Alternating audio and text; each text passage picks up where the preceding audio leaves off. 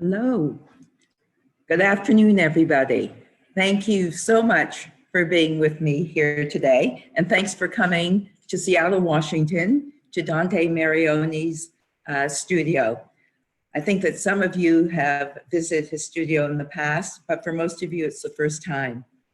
And I so clearly remember the first time that I visited Dante's studio, but even more than that, I remember the first time I met Dante. And it was in the late 90s, and I had gone to Corning Museum, to the GAS conference, the Glass Art Society conference. And I had heard that Dante Marioni was going to be, he was on the program and he was going to be blowing glass. I really wanted to see him, but I hesitated because he was actually blowing, I think, at 7 o'clock in the morning, which meant it was probably going to be up at 5:30 to get there. But in the end, I went, and it pretty much blew my mind. I couldn't believe it. There had to be, I mean, the hot shop was full. If there were 500 or 700 people, I have no idea how many people were there to watch Dante. When he came onto the floor, it was like a rock star. It was unbelievable, the cheering, the clapping, the respect that people had for Dante. And when he started to work, it was pretty magical to watch him move on the floor. It was done so simply, so understated, but so beautiful. We really couldn't take our eyes off him. And that's a memory that has always stayed with me. I think about it often whenever I see Dante. Excuse me, when I see Dante, I think about that moment. I mean, Dante's forms are so classically simple and the patterns so complex that he's been recognized by museums all over the world, collect his work. And for the Canadians on this call, they should know that the Montreal Museum of Fine Art in Montreal does have a piece of Dante's. Dante's also very proud about the various awards that he has received to date. He did receive the Lubinski Raditova Award, which he's extremely proud of. He received the Louis Comfort Tiffany Foundation Award.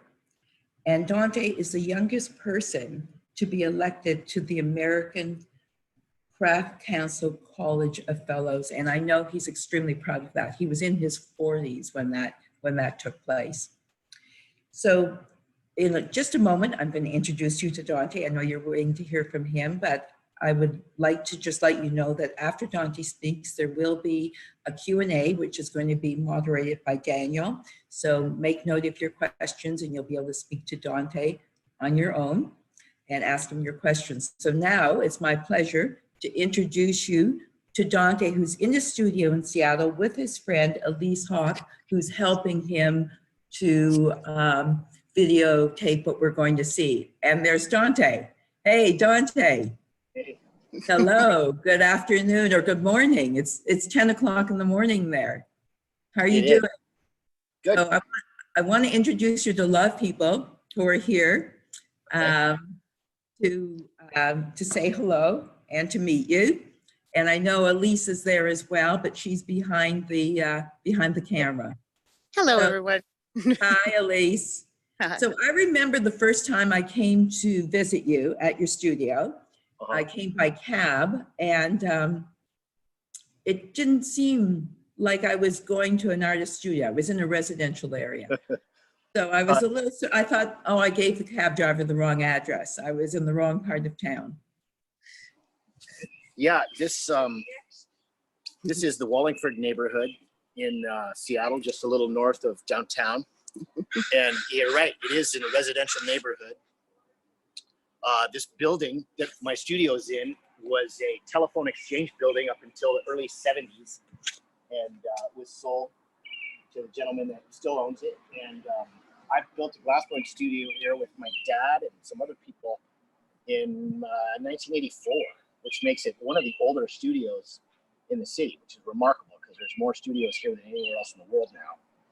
And it's a pretty small setup, but I can do all the work that I am currently doing, I do here. In the past, I'd make objects that were more complicated. I'd go to another studio across town that's bigger. It's about the birds. I hear a lot of birds there. Yeah, there's a lot of wildlife here in the Yeah, I can hear that. I can hear that. And today, my studio is being used by a young man that helps us blow glass. One of the perks of working here with me is I let him use the studio.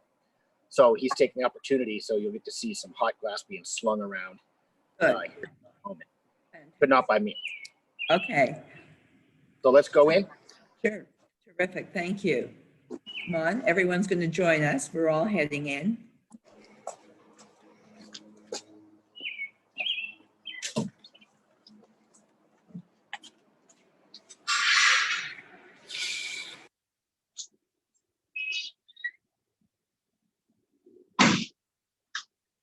Looks familiar.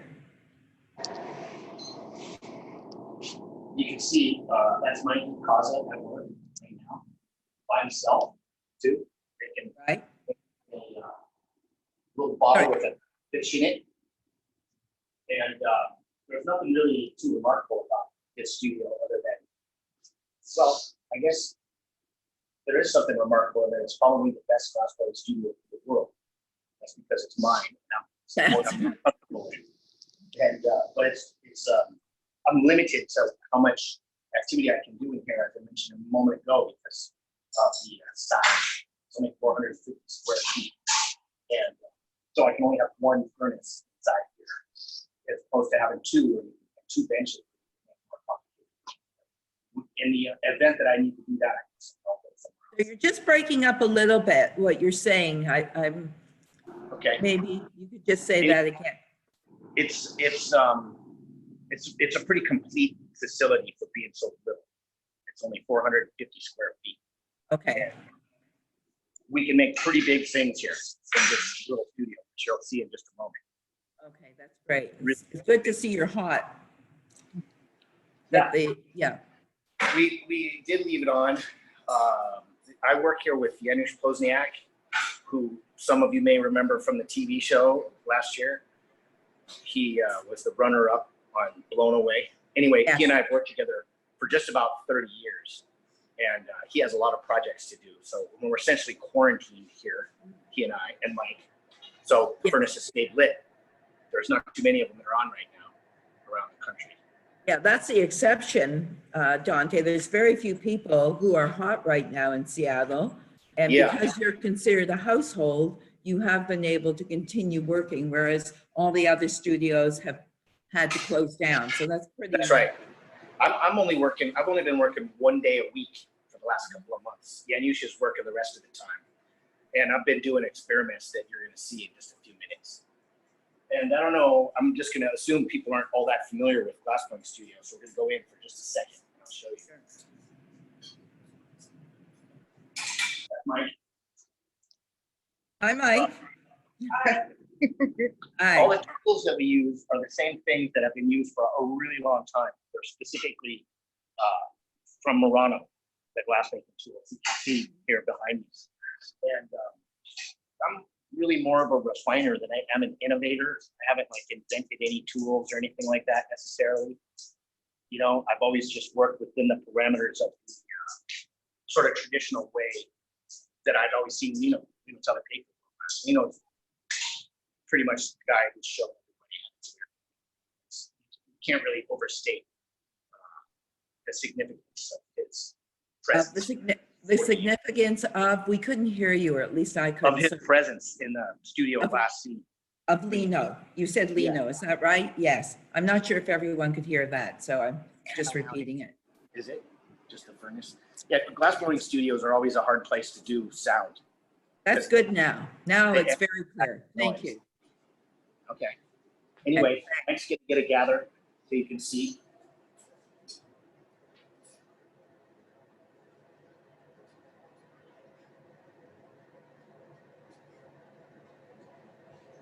Look at that.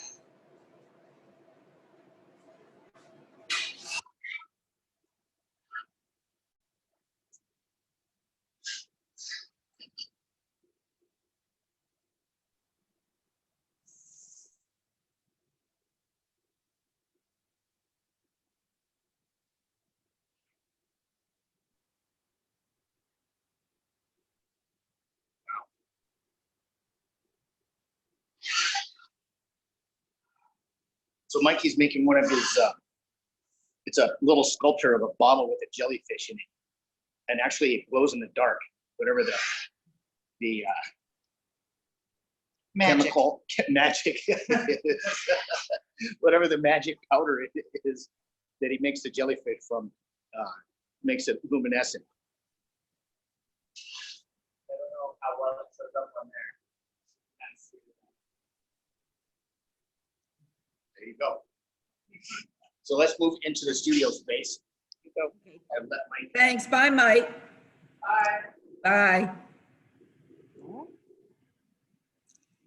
Now, I want to also state that this studio, my studio, is a working studio. This is not a showroom. So I'm apologizing in advance for all the clutter that's all over the place, because there's just constantly, between me and Yanush and even Mike, there's a lot of activity here. So there's stuff everywhere right now. Thanks for warning us. This is a piece that I started probably 10 years ago, and I just finished it the other day or a couple months ago because somebody expressed interest in one. And I made this is a vessel display, one of the original clear ones with black. I ended up making them in different colors and stuff too. I prefer the clear ones like this one. And it's a little bit of a long story, but I did these about 15 years ago. We made a big installation for some folks in Canada. And then I also did one for a museum in Japan, large scale, and then made lots of the smaller more consumer friendly versions. Like I this. love seeing that series. Yeah, I really enjoyed it. We did it. We made so many little objects after a while. I couldn't do it anymore. I just abruptly stopped. But that's generally how it goes with me. It's like I'll work through a series until I can't do it anymore. Either I'm bored. Usually that's what it is. It's like you just move on. And, Okay. yeah. It was fun when we finished this last month or whenever it was, 2 months ago. I actually enjoyed it again, but it took a while to get used to making things this big. You have made a lot of different series, so that explains it, why there's so many series. That keep moving does. on. You don't stay. Yes. Yeah. So let's move into the studio. Okay, thanks.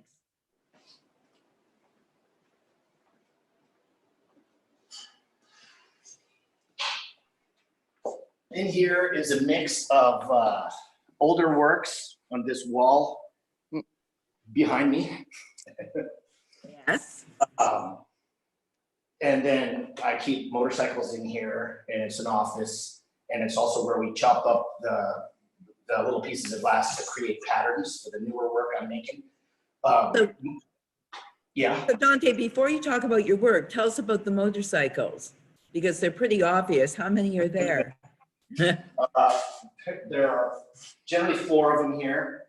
One of them is in the shop as of yesterday. 1995 Ducati 916, the first year that they imported the bike, has the old shock on the rear.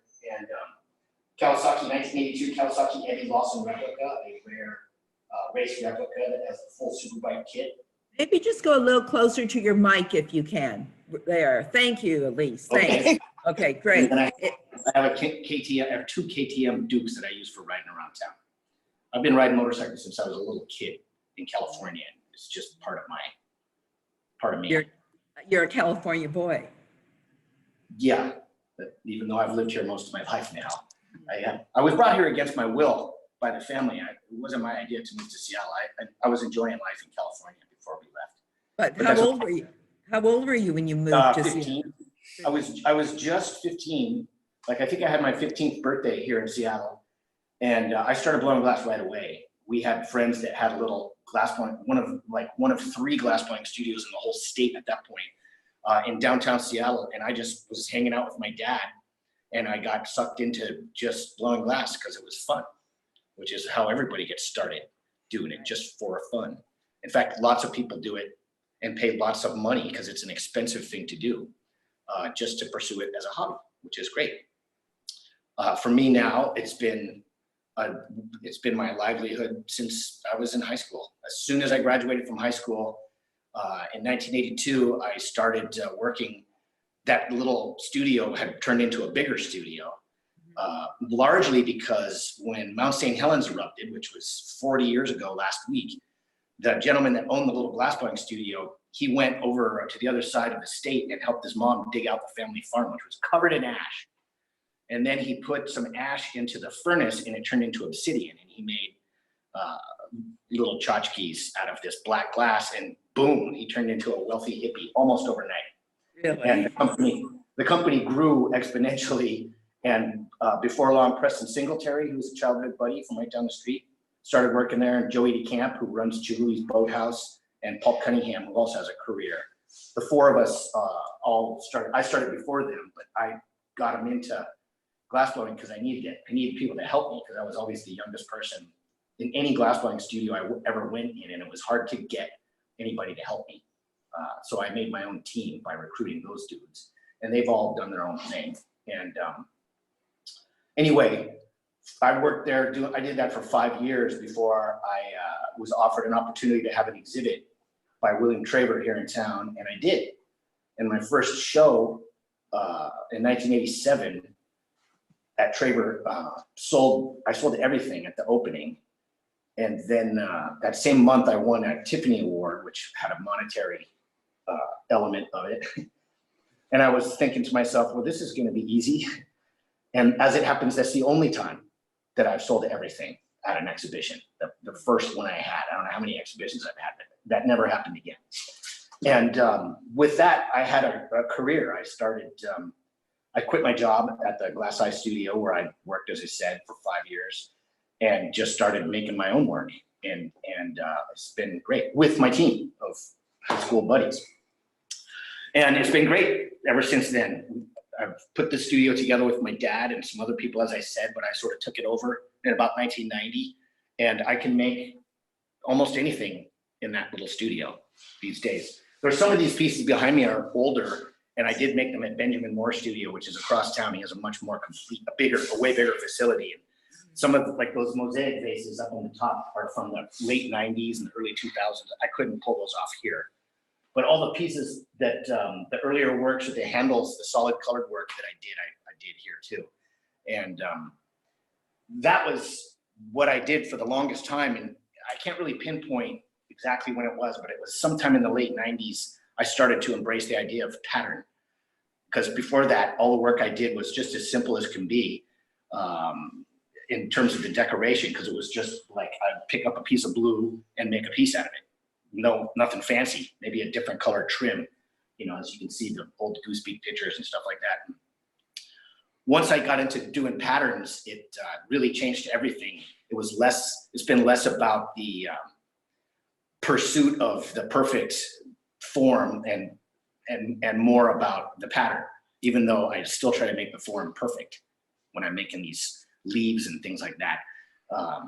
It's a different challenge altogether. There's a super high attrition rate when you make the works that are driven by the pattern, because you can't really tolerate any little imperfections, whereas they were easier to fix in the older work. So I make a lot of seconds still, which I don't know if I should say, but what the hell? Yeah. Okay. So, you know, something you touched on, and maybe a lot of people don't know, that your family are all artists, and your father was a very significant founder in the glass art movement. Maybe you want to tell us a bit about that. Yeah, my dad has 3 brothers. One of them, the oldest one, is the black sheep of the family. He's really straight, votes Republican, is an aerospace engineer. And then my Uncle Tom, the next youngest, is one of the pioneering conceptual artists in the Bay Area. Odd stuff there, but at least I thought when I was a kid, going to performances and stuff like that. Then there's my dad, who's worked with glass, not a glass blower, but he's worked with glass since about 1970. And then the youngest boy is Joseph Marioni, who's a color painter. He makes color field paintings in New York, and he's actually a pretty well-known dude. And it has been a huge influence to me. I'm really close friends with him, and he's helped guide me along since I was a youngster. And it was kind of hard on Grandma. She wanted a doctor. but it didn't happen. She had to settle for the aerospace engineer and 3 eccentric artist types. And she actually was pressuring me until I went, in 1995, I went to the White House and met the Clintons. I had a piece in the White House and got my picture taken with them. And after that, she was cool. She quit bugging me about going to arts. You also were on the cover of that collection. I don't know was. if you have that book there. It's over here. Yeah. Yeah, it was really lucky because I didn't have anything to do with it, but they published a Very catalog. cool. Yeah, Very a catalog of the show, Hillary on the back.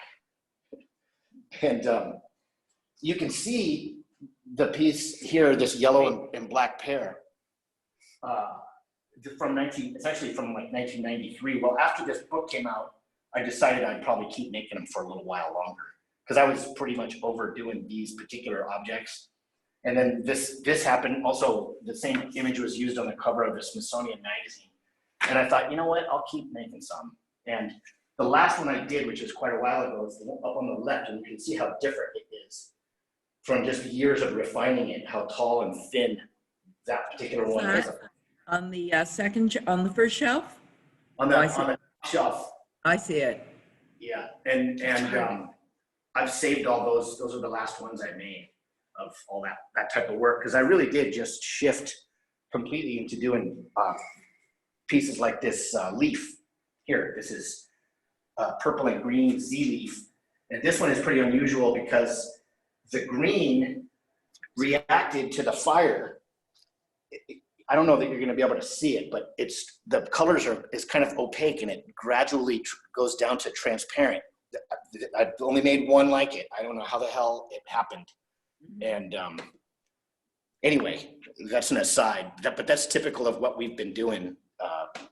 Well, the last beautiful piece. How tall is that piece, Dante? It looks very, very tall. It's like a meter. It's about a meter high, I would say, maybe a little bit taller. Everything in here is sort of large. Not everything. Behind me are these. I'm working on this right now. I'm thinking about making an installation of smaller pieces. So that's what you're seeing here. And then the rest of the works are all pretty big. It's just more fun to challenge yourself and work at scale.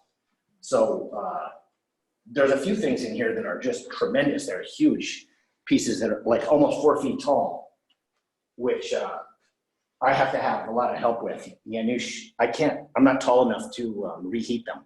I'd hit the floor when I came out of the fire. So Yanush handles them when they get that big, and I just am the guy who they're so elegant. Does all the work. There's a trio of spring green leaves. I thought we should highlight those since it's springtime. And that's actually my favorite color. Love them. Yeah, they make really beautiful colors in all the greens that are available. And here's a trio of purple and green leaves that I just finished.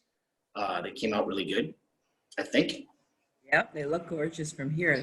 You can really see the shade. It almost looks like shading the way the pattern, you can see it so distinctively. Yeah. Cool. Wow, I can see that. Nice work. There's a most recent one. I made this the day before everything got turned off. I was working with my buddy John Kiley down at the Museum of Glass in Tacoma, Washington. They have a big hot shop. So we were the residents for that week. This is cerulean blue, and this is wider than I could make here in my studio. So when I was down there in Tacoma, I made a few pieces that were of this scale, just because I can't. My furnace isn't quite wide enough to make this comfortably. But this is down. Can you put that down in front of the white so everyone can see that pattern? Yeah. It's not. I don't know if that will. Yeah. There, you can really see the pattern now. That's beautiful. Thank you. Sure.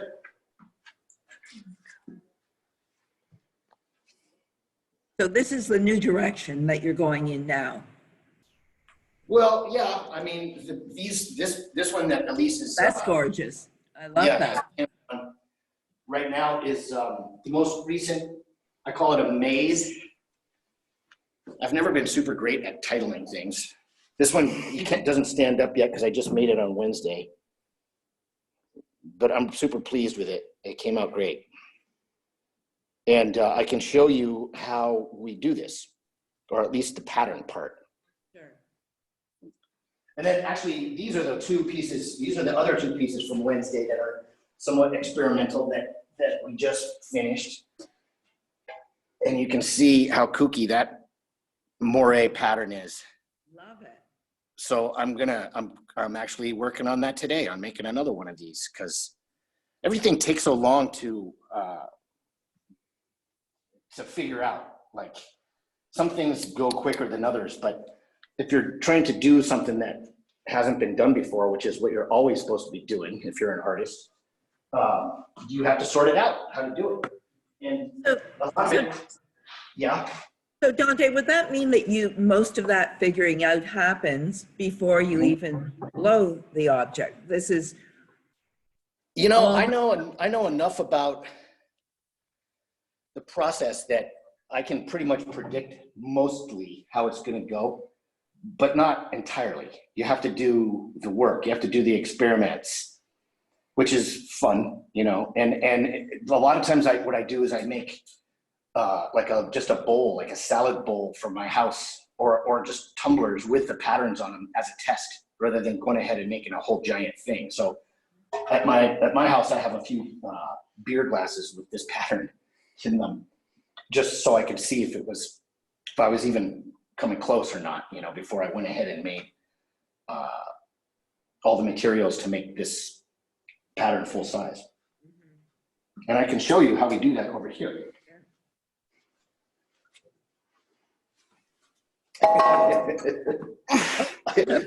what was that? Sorry, I had my hands full. I try not to do that in the gallery with your work. Over here is where the patterns start life. This is a piece of ceramic kiln shelf that has a little bit of a wash on it, you know. And then these are canes that we make, which we do a lot of, pulling canes. You can't buy them, you have to make them yourself. It's a piece of color with clear glass over it, and if it's not raining, we go outside and pull it down the driveway. Most of the time, we pull it down the hallway. So how long are those canes? How long would they be? 40 feet, maybe, you know? Oh. And these ones in particular are, I said earlier, I'm not much of an innovator, but I did figure something out. Like, generally your cane is round, and to set up a pattern like this, they roll all over the place. So this particular cane has a little bit of a flat spot. We refer to it as a flat tire, because on end, that's what it looks like. And then they don't roll around while you're setting them up. And that's pretty much how I do all of the other pieces too. Except for a reticello, you use a round cane because you need to, which I can explain in a minute. But anyway, here's how this is going. This will take about 8 hours to set up this plate. Then it'll get put into the fire, Janusz and I, just the two of us, and made into a cup, kind of like this thing. This is a reticello one. It's different, but this is the same proportion and dimensions. That would be a pattern that I would pick up, get it hot at a later date, pick it up on a blowpipe, put 2 coats of clear glass on it, 2 gathers of clear, and then I can make a giant full-size thing from this little pattern. It's that dense. And that's most of the time, Nushi and I are working to get just the two of us pulling canes and doing this and making the patterns. And then when we're ready to make big pieces, Mikey comes in. Sometimes 2 other people come in and we make the large things. We can do like 5 of them in a day, but it takes me like 2 weeks to make 5 patterns. And then they don't all come out good, unfortunately. Last week, I was doing experiments, in fairness, but well, we made 4 things. That's not bad. And 2 of them will get cold worked for sure. And then the newer ones that I just showed, I'm making. Can you show that pattern? This will be the 3rd one that we've tried. And to do these, I have to make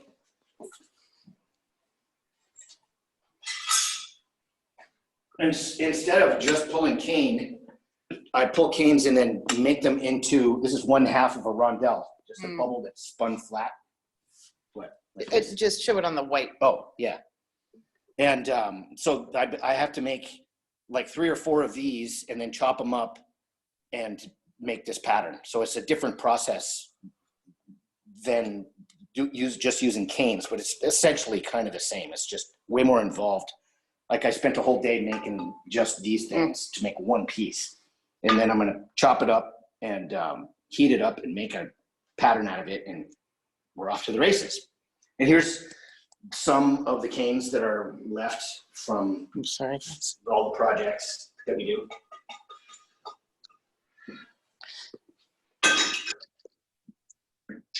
Here's my chopping device, as you can see, right here. Cutting these things up. I spend a lot of time down here doing this. I don't feel like doing it today. It's amazing though, yeah, the space that you work in. You know, I remember the first time I walked into your studio and saw the kitchen environment and how little space you really needed to do this complex work. It really fascinated me. Yeah, it's a pretty streamlined process in my case. You know, there's not, you know, as I keep saying, if I need to make something that I can't do here, that's an option. I can go to another studio that I can pull off more complicated things, but this works out great. You know, I mean, every once in a while it has to get completely cleaned up because it gets overwhelmed with stuff. There's glass chips everywhere on the floor and stuff, so no bare feet. And over here is where a lot of the patterns, this is where they just hang out after I make them and before I use them. Here's some examples of experiments that I've been doing to see what different colors and patterns will happen. That's a full-sized one that I'm really looking forward to. It has to get, this is a reticello pattern with a pink skin on it, and I'm gonna grind away part of the pink so it'll expose the reticello. And I have one example. I've only made one piece like that so far. Which is very hard to show on film, so we're gonna see if. Okay. Oh, the pattern? The pattern is. Careful. See? It's That wasn't me. This is a purple target or a bullseye over the black reticello. And I think that probably is kind of hard to make out. I mean, it's pretty subtle. So do you want to tell everyone what reticello is? A reticello is I don't know exactly what the translation is, but I think it has something to do with fishing nets. And it's about 500 years that since it was invented by some clever glassblower on Murano. And it's a really complicated, or not complicated, it's a really difficult thing to do. It involves making, here we go, pulling a whole lot of cane. They all have to be exactly the same size. And then let's say you take like 60 lengths of cane that are all about that long and lay them out on the plate and get it hot and pick it up on a wheel. You got to figure out the 3.14 of your length of cane, make a wheel that is that big, and pick it up and make this thing or something like this, which is the first bubble. And you can see, or maybe you can't, but you have to be really careful that you don't melt the lines in all the way. This has relief of the individual canes. And it's twisted very evenly. And then this goes into an oven like that.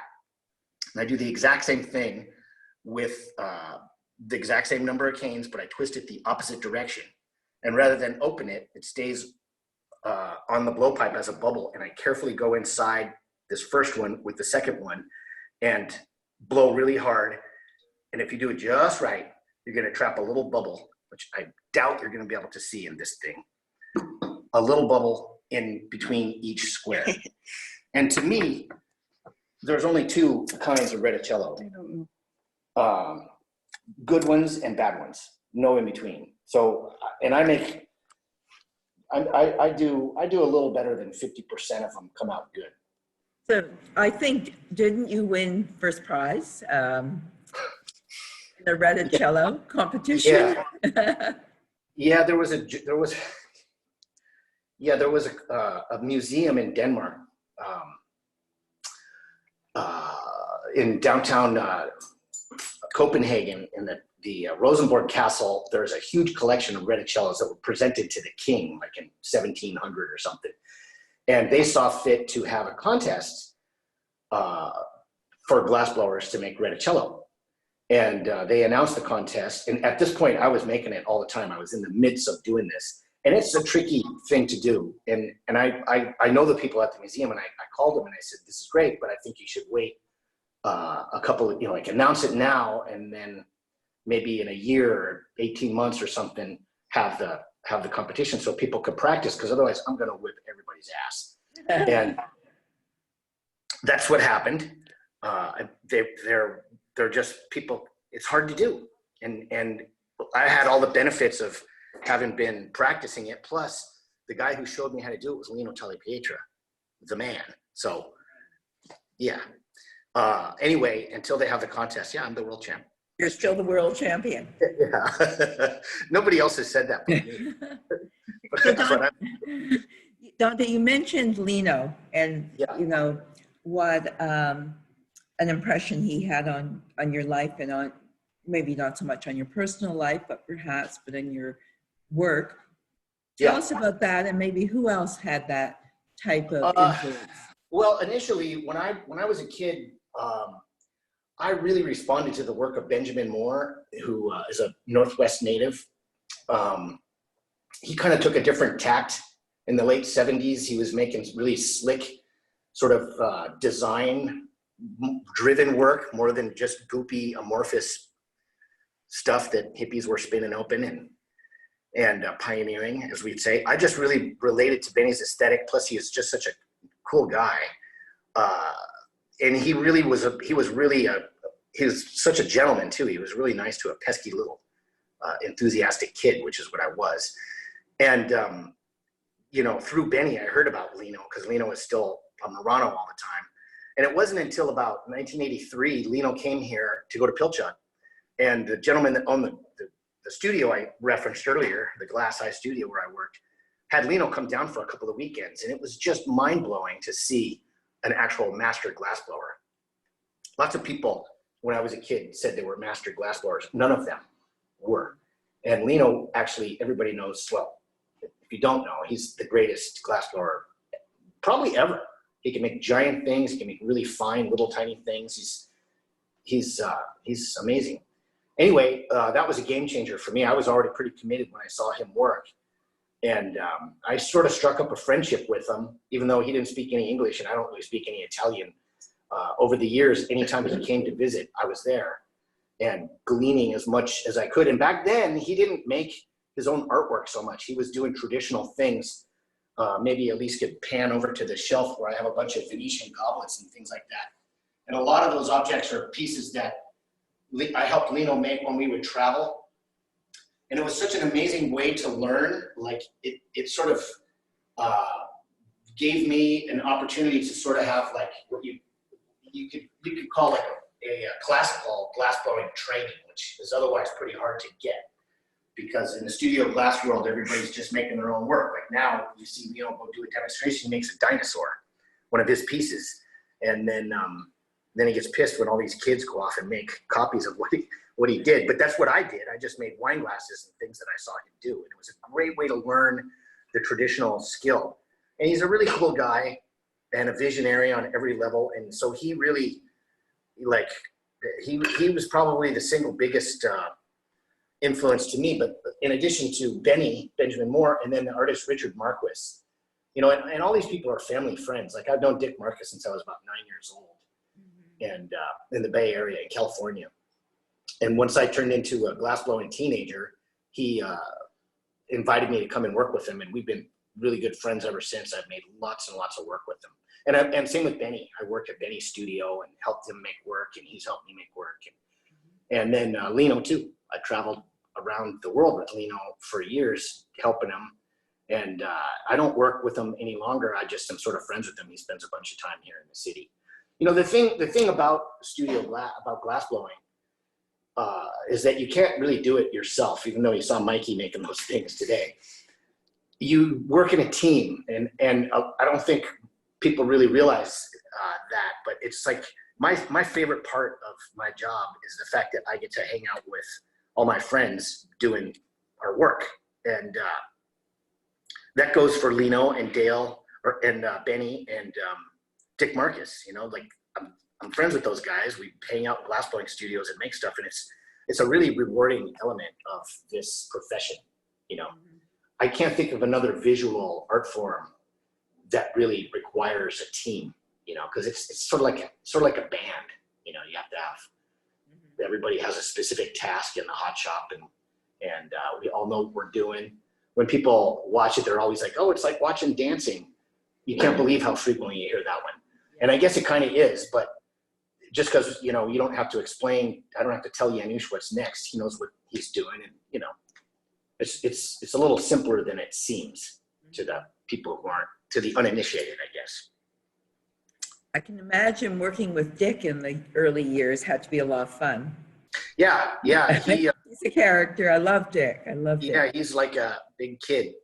Well, a sort of a small big kid, but he's happiest when he's in a glassblowing studio, and he and I have gone on trips all over the place. He lives up on an island north of here, and I frequently go up there and help him do projects and stuff. Whitney. Is it Whitney? Not Whitney Island. Whidbey. Whidbey. Yeah, Whidbey Island is in the Puget Sound here. And actually, Whidbey Island has a huge pile of glass blowers on it, but of all varying levels. But Marquis is one of them. I think that Daniel has a picture as well. Do you have that picture, Dan, of Dante and Lino? I don't know if it's available. We can. Oh. There you are. So for everyone looking at this, the artist on the left on the screen is Richard Marquis, and then Lino and Dante. And I was at this event. It was the occasion of Lino opening his studio in Seattle. I guess that was what, maybe 3 years ago, 4 years ago? Something like that. And I got that picture. I saw the three of you together, and I snapped it right away. I thought it was such a cool shot. Well, thank you very much. I love it. Yeah, I love it. And yeah, Lino owns a studio here in town, a studio space, not a hot shop. And he makes all of his work in Seattle at various different, like the Museum of Glass and some other studios that he can rent. But he doesn't really make glass on Murano, and he hasn't for a long time. He prefers the American studio glass environment for a variety of reasons. So Lino's here a lot. He just left the other day. He got cleared to get on a jet. Oh, did he? Oh, he must be happy. He'd been stuck in his apartment for about since before the shutdown. He was actually, his doctor made him go home and to his apartment in Seattle, not Murano. So he'd been hanging to get back to Murano, and he's there. I talked to his grandson yesterday, and he's all safe and sound. You know, he's quite an inspiration. He's 85 years old. He's amazing. Yeah, absolutely amazing. I know. So much spirit and so much enthusiasm. Yeah. He's like a man half his age, really. It's remarkable. Yeah. And the influence that he's had on everyone in the field. I mean, I guess it's similar. Oh, it's similar but different, like the influence that Dale has had on a lot of you in Seattle and worldwide. You know, Chihuly, like I worked on Chihuly teams starting in high school in the mid 80s, and his studio is just about a kilometer from here. So I see him once in a while. I don't go down there a whole lot, but as a kid, watching him as he was on his ascent as a professional artist was really invaluable to be able to see. I mean, the things that the good parts and the bad parts, like, you know, the scale that he has always operated on his stuff was nothing that I aspired to, but his professionalism and the quality of the work and everything that he did was, there's not much you can say about that guy. He's really, he's done wonders for all of us. I don't think any of us would be here if it weren't for him and the groundwork that he laid to be a practicing studio glass artist. He really led the way, didn't they? For sure. Yeah, he really did. I'm a big fan. He's a cool guy. He's a family friend. I've known him since I was a little kid. Yeah, Which- lucky guy. But these have been your influencers, the people who Yeah. have led the way for you, and Oh, yeah. and your like uncles and family friends. Yeah, I don't know that you could replicate the experience that I had, the timing of being, being an enthusiastic youngster in the beginning of the 80s while this was all starting to blow up. You just couldn't do that again. It was just golden. It was really a lucky experience for me. I knew it the whole time. I was aware, like I was being encouraged to, after high school, to go to art school and by my family. And I saw fit to stay here and work with Dale Chihuly and Benjamin Moore and Richard Marquis and whatnot.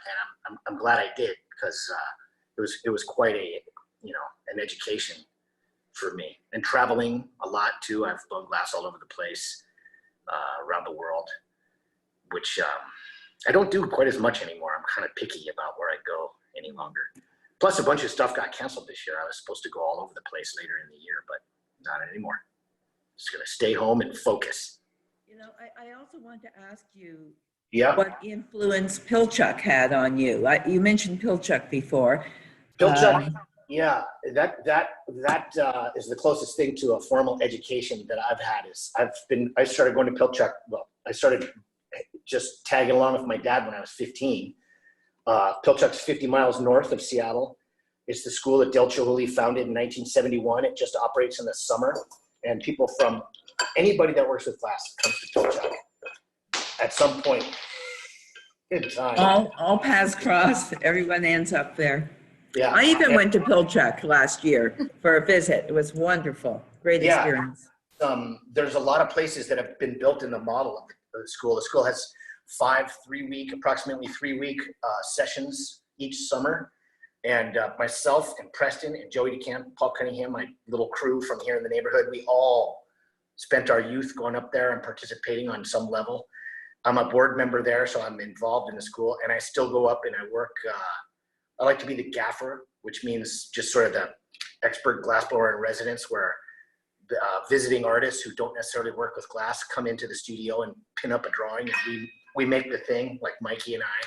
Typically, I'll take Mikey with me, and we'll go up there and work for a few weeks working with these odd artist types that want to try glass, not necessarily blow glass themselves, but be around it and see some of their ideas come to life. There's no place. There's a lot of places like Pilchuck, but no place quite like it. I'm a big fan of it. And if that's the only thing Chihuly did, it would have been enough. But we all know there's way more to his story than that. But that putting that program together in 1971 was really a big deal to all of us. Everybody that works with glass. Everyone appreciates that. It's their roots, isn't it, for everyone, really? Yeah. It is. Absolutely. When you talk about your family and you come from a family of artists, do you mind if I mention your son? Because your son, who also is maybe dabbling a bit, what would you say, in glass blowing? Your son, go ahead. Yeah, I have a 22-year-old boy. His name is Lino, and he's in college here in Washington State, not for art. He's studying whatever the opposite of me is: business, finance, economics. I think he's getting a degree in economics. I forget. And he has blown glass just for fun, or if I've paid him to help me. I've had to pay him to help me. But him, Lino, Big Lino, has a grandson who's about 35 now, and he is from Murano, but he lives here, and he runs Lino's studio. Jacopo Vecchiato is his name. Little Lino, my son, works 1 day a week at Big Lino's studio in the shipping department. He's the guy who wraps up all the pieces, and he comes down from school and works there. And then after that, they come here and they make cups. The two of them blow glass while I drink beer and guide them along a little bit, because they just know a guy that owns a studio, so they just do it for fun. And I tried to push Lino into it when he was little. If he developed a passion in any kind of skill for it or vision, he could have done really well. He would have had a glass blowing studio at his disposal and stuff, but you don't want to be like your dad. Unless you're a major league baseball player or a motorcycle racer or something.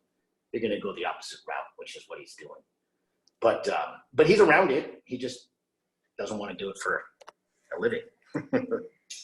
Seems to me that you said those were your favorite things, being maybe a baseball player, a sports car driver, a motorcycle. That's how far I got. Yeah, cowboy, fireman, astronaut. I didn't really have the time to contemplate what I was going to be when I was growing up, or when I grew up, because by the time I was 16, I knew exactly what I wanted to do. And I didn't know how fortunate that was until I was in my 30s, when I started bumping into people I grew up with that told me as much, like guys who still didn't know what they wanted to be when they grew up, and they're in their 30s. And I was on a path while I was in high school. I knew what I was going to do. I didn't know that I'd get to do it at this level. If at that time, if I just worked in a glassblowing studio, just making somebody else's things for them, I probably would have been happy. But as it happens, everything kind of unfolded in front of me, and I had some ideas that people liked. And so I got a career and got the ball rolling, which is really hard to do. And it's even harder than it used to be nowadays. The enthusiasm for studio glass isn't on fire like it was back then, when it was kind of new and Julie was putting on a circus all the time and stuff. So yeah, it was. She's talking. I can't hear you. No, it's okay. No, it's okay. I interrupted, and I'm sorry. That was a time and a place, and that's where you grew up, in that time and place. Yeah, it was really something else. Really something. And I don't really know what else to say. I mean, we covered the stuff in the making of this, how I'm doing the work that I'm doing now, the patterns and whatnot. I can't make a piece today. That's okay. Yeah. Well, if you want to show us your pieces again, we can walk over to those. Yeah, let's look at some of the. And things are arranged sort of without any rhyme or reason. These are older works here that I just like looking at, so they're out. These ones are both pretty much brand new. This leaf, I made actually a big, tall, skinny one, and another one like this to go with it, but they're gone. And I made this, as corny as it sounds, I did actually make this last March 17th. It's for true. St. Patrick's Day. It was kind of a coincidence too. This green maze, it's the only one I made that's green. No, hold it still. Now hold it still. very nice. Dante, I have a very nice piece behind me. I don't know if you can see it on your screen. Mm-hmm. Oh, yeah. Yeah. All right. A smaller one. Yep. Yours, yes. The leaf came from, I know I told you this, Sandra, but I'll show it to everybody else. This is one of my favorite artists of all time. This is a book of Tapio Verkkala's work. He was a Finnish designer, mid-century guy, and he made some really iconic objects out of glass and out of wood, but he also designed silverware and just all kinds of crazy stuff. But one thing in particular that really was impactful was this wooden leaf. It's made out of laminated birchwood, and he fashioned it to look like a leaf, 1951. And I've seen this piece in person on a couple of occasions, and I got the idea. I thought if I made a pattern in glass like that, two of them side by side, and rolled it up and made a piece, and then squeezed it flat, it would create that moire effect. And I was right on the first try. It came out good. So that's where the original leaf kind of started that I've done. And now I've done several variations on it. There's a smaller red and yellow one that came out really good. And a big one, 4-footer back there. Huge. And then these ones, I wanted to make a little bit more movement in the pattern. And this is a more recent one, which I just call a wavy leaf, for lack of a better title. But it's basically the same process, just a lot more trouble, a lot more complicated. You want me to put it over here? I'm sorry, guys. The light in here is very hard on a rainy. I can see you're overcast today. Yes. Yeah, springtime. Beautiful. Very beautiful. So Dante, Yes. you've been great. Oh, these pieces are beautiful, the new ones. You've been amazing. You've shared so much with us. That is gorgeous. Beautiful. So you're really comfortable with this new direction.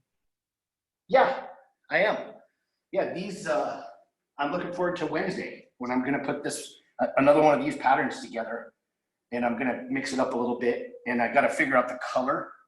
I'd like it to be a little bit more colorful, and that's kind of a challenge, is figuring out how to pack as much material into that plate. I'm limited to that size of that, the dimensions of that plate, and which should be plenty, but I just have to figure out how to make the elements that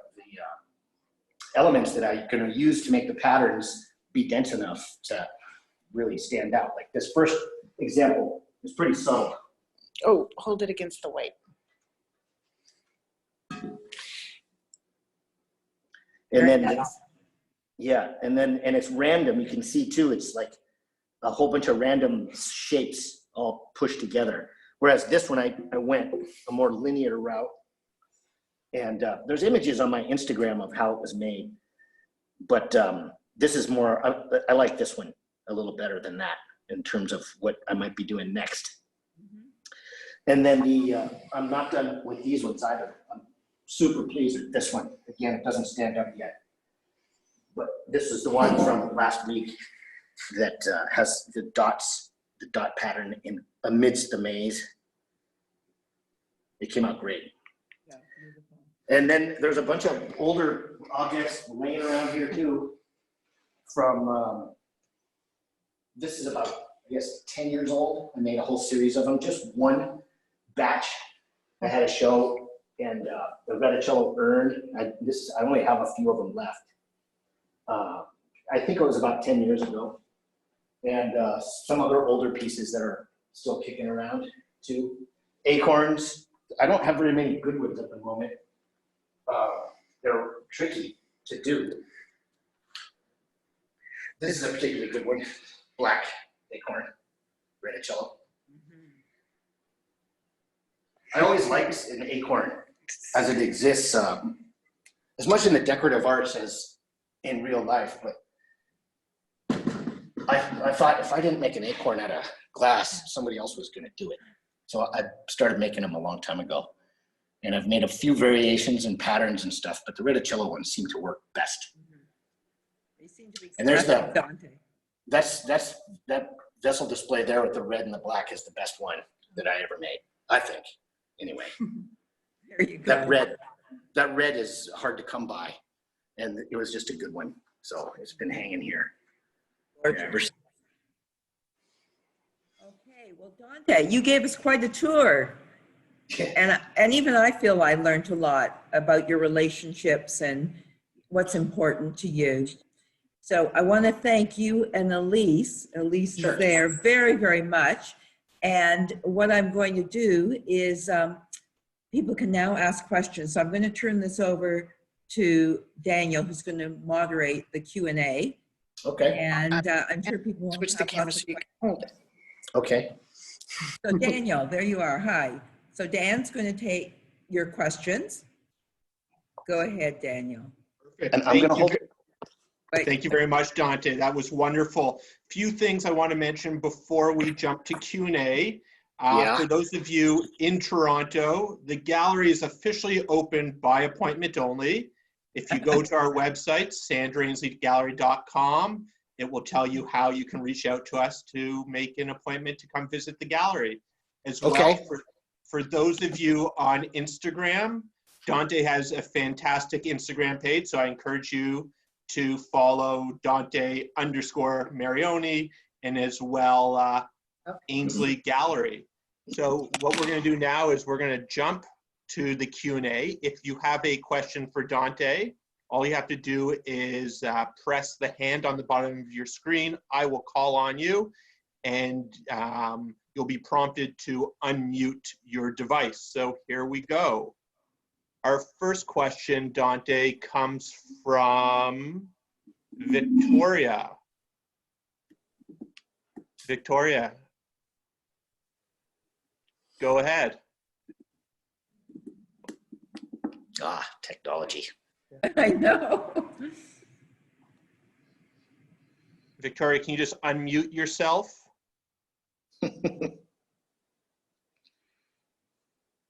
There we go. Go ahead and ask Dante your question. Is your latest work, the leaves, are they reticello? I do have a couple of examples of reticello ones. Yeah, I didn't show those. I only have a couple, but yeah, I have made some really large scale reticello ones, and I completely forgot to show those. I can do that. But so the answer is yes, I have made some. Thank you. Sure. We can send you some pictures, Victoria, if you'd like to see images of those pieces. What are you doing? Oh, yeah, Elise brought one Oh, over. there you go, Victoria. This is a reticello leaf with a topaz stripe down the middle of it. Fantastic. It stands about 1 meter tall. Black reticello. Great. Thank you. Certainly. Thank you, Victoria. Our next question comes from Esther. Esther, there you go. Go ahead. Hi, fascinating talk. I'm in Jerusalem, Israel, and enjoying this very, very much. Wow, Yes. welcome. Hi, Sarah. I met you in Toronto. Met me? My question is, Dante, you do your pattern of the cut pieces, and then you fuse it, and you do a roll up, or how do you do it? You could, I don't usually use that term, but that's what it is. Yeah, that's a sort of Australian American way of saying a cane pickup. So yeah, that's what I do. Okay. I love it. I love the pattern. Thank you. Thank you very much. Yeah, I make a sheet. I form a sheet of glass and then roll it up onto the blowpipe and make it into the cup that I use later, as I said. Brilliant. Thank you. Thank you. So Dante, I have a question that was emailed to me for you. Okay. And that question was, what influence has the Pacific Northwest had on your work and your color palette? It's funny. I spend a huge amount of time outside in the woods, riding bicycles or mountain or hiking or whatever. And I'm hard pressed to say that I'm really that inspired by the surroundings. At least, having said that, I did make this tree piece, which again we can highlight after this maybe or something, but you can't really see it right here. But I made a grove of these. I made several of them, and I only have one left. Sorry. So that's a difficult question for me to answer because with the exception of these trees that I made, if there's any other, it'd be more subliminal to me, the color palette and stuff like that. Like, I'd mix it up. Like I've made lots of red leaves, but very few green ones. And I see more green leaves than I ever do red leaves, especially out here on this side of the country. We don't get the fall colors like people do over there. Excellent. Thank you very much. So Sure. We now have a question from Bogna. Bogna, go ahead. You can unmute yourself and ask Dante. Okay. Mhm. Master Dante, Maestro Dante, I should say. Have you seen, when you were in Corning, have you seen the Proof of Awareness by Loretta Hui Shang Yang from Shanghai? It's kind of a translucent white peony, huge. It's not a blown glass, it's probably kiln glass only. Mhm. But my question to you really is, what is the influence of when I look at shores of Oregon, and I saw once a map of of the area where not the Mediterranean is the middle of the world, but the Pacific Ocean. They are, people who live around the shores of Pacific Ocean have a totally different place of reference. So Yeah. how that influence your work and your thinking about glass? Well, I don't really ever consider it until I'm somewhere else and I realize I'm somewhere else that's a lot different than where I'm from, because I am from the West Coast of the United States. No, but And, you're a Murano guy.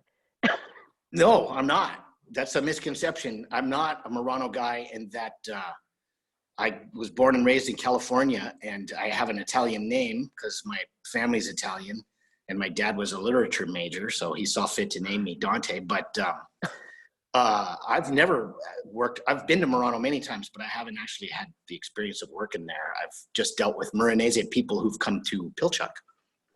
Well, And I neither. get that a lot. People think that I'm an Italian guy, and that's fair enough. I usually hear, "Oh, I thought you were from Italy. I thought you were older. I thought you were taller." These are the types of things people think. But do you feel that you're an American who is living close to the Pacific Ocean and have worldwide conception of glass? Wow, that's a loaded question. Yeah, I do. I Yes, mean, I please. think my friend Richard Marquez, who I talked about earlier, he lives very close to the ocean on an island, and he has a very well-rounded worldview of glass. He's traveled all over the place and had experiences. He worked on Murano for a long time in Scandinavia and Australia and Japan. I've traveled with him a bunch there, and he is a pretty worldly individual when it comes to encompassing a more global point of view and a little less specific than somebody like me who's my approach is just a little bit more traditional maybe in some ways than his. Does that answer the question? Not quite, but enough. Okay. First, thank I'm you sorry. for the show because, Oh, yeah. well, I watched quite a number of your videos from Los Angeles and etc. So, of course, you are a very special person. And Oh, which, thank you very much. I very much appreciate showing us your studio and telling about yourself even in that not very direct way. It's not only the glass that you're making, but you know, for me, it's very important the person who you are because you express yourself in the glass. But seeing you, you know, interacting with your glass, and you know, like particularly when I saw Lino's work, Lino Tagliapietra's work, Mhm. it's uplifting. So thank you so much for your time and Oh, thank you very much. all this. Thanks. Yeah. Wonderful. That's a very nice note to end on, I would say, Dante. That's fantastic. I can't thank you enough for being with us today, and I'm sure everyone feels the same way. Dan, do you have any other questions or anyone else that would like to ask a question? That was our last question. Oh, okay. So Dante, you now have the day off. It's raining, so there's maybe not much that you can do, but enjoy the rest of the day. And I can't tell you how much I appreciate. I've heard you speak many times and I've visited you many times, but it's always exciting. And Well, this was a first doing this. And I got a feeling it's not going to be the last time that we do a virtual thing these days. And, you know, I'm doing a virtual opening with your good friend, Preston Singletary, in June. So you'll have to join in on that virtual opening. yeah, that's great. Good luck And with that. maybe we'll do something else again together. This won't be the end. I won't say Okay. goodbye, but until we meet again, thank you, All right. Don. Thanks, Sandra. And Elise, thank you so much. You've been behind the scene, but thank you. I'll sneak in. Hey, there she is. Thanks a lot. I appreciate everything. Take care. All right. See ya. Okay, bye.